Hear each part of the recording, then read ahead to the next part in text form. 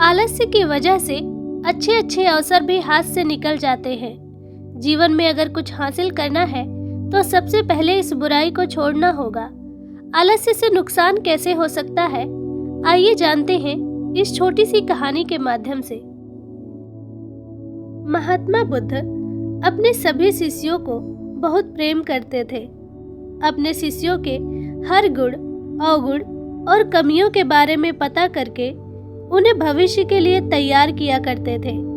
उनका एकमात्र लक्ष्य था कि उनका हर एक शिष्य जीवन के हर पड़ाव पर हिम्मत से आगे बढ़े एवं सफलता प्राप्त करे।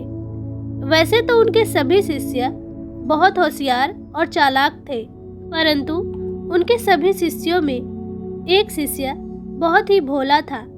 स्वभाव का बड़ा ही कोमल और सरल विचारों वाला था, लेकिन वह बहुत ही ज्यादा आलसी था। वह इतना आलसी हो गया था कि आलस के कारण उसे कुछ भी पाने का मन नहीं था। वो बिना कर्म के मिलने वाले फल में ज्यादा रुचि रखता था।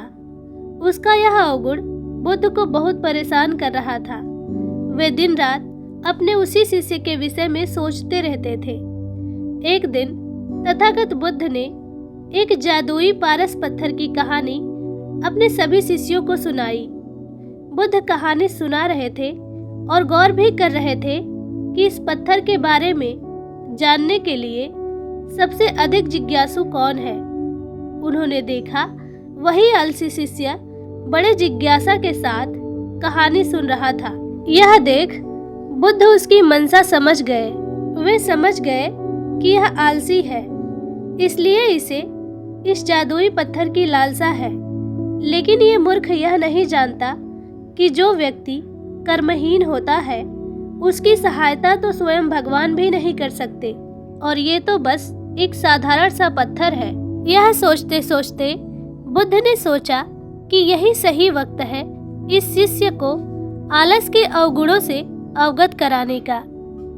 फिर क्या था, बुद्ध ने उस शिष्य को अपनी कुटिया में बुलवाया। कुछ क्षण बाद कुटिया के भीतर शिष्य ने प्रवेश किया और बुद्ध को सिर झुकाकर प्रणाम किया।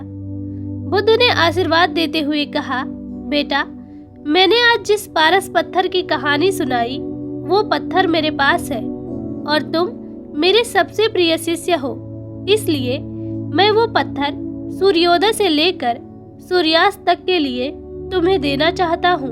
तुम मुझसे जो करना चाहो कर सकते हो।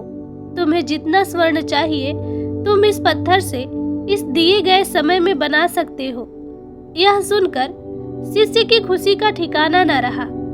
बुद्ध ने उसे प्रातः सूर्योदय होने पर पत्थर को ले जाने को कहा। अब पूरी रात उस शिष्य को उस पत्थर को लेकर व्याकुलता बनी रही। सारी रात बड़े बड़े सपने देखने लगा। अपनी आकांक्षाओं और सुविधाओं को वो कैसे पूरा करेगा इसके बारे में सोचने लगा। दूसरे दिन प्रातः भोर काल में शिष्य ने बुद्ध से पत्थर लिया और सोचने लगा कि कितना स्वर्ण मेरे जीवन के लिए काफी होगा।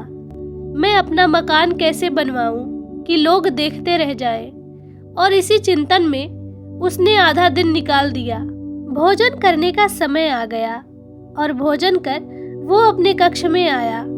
उस वक्त भी वह उसी चिंतन में था कि कितना स्वर्ण जीवन व्यापन के लिए पर्याप्त होगा।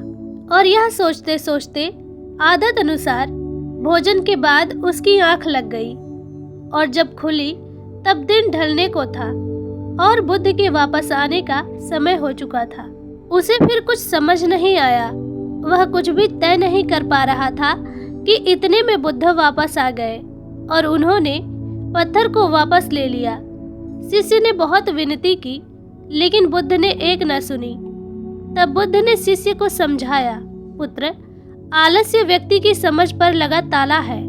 आलस्य के कारण तुम इतने महान अवसर का लाभ भी न उठा सके। जो व्यक्ति कर्म से भागता है उसकी किस्मत कभी उसका साथ नहीं देती। तुम एक अच्छे शिष्य हो, परंतु तुम में बहुत आलस है। जिस दिन तुम इस आलस के चोले को निकाल फेंकोगे उस दिन तुम्हारे पास कई पारस के पत्थर होंगे। शिष्य को बुद्ध की यह बात समझ आ गई और उसने खुद को पूरी तरह से बदल दिया। अब उसे कभी किसी पारस की लालसा नहीं रही। आपने इस कहानी से क्या सीखा? कमेंट करके ज़रूर बताएं।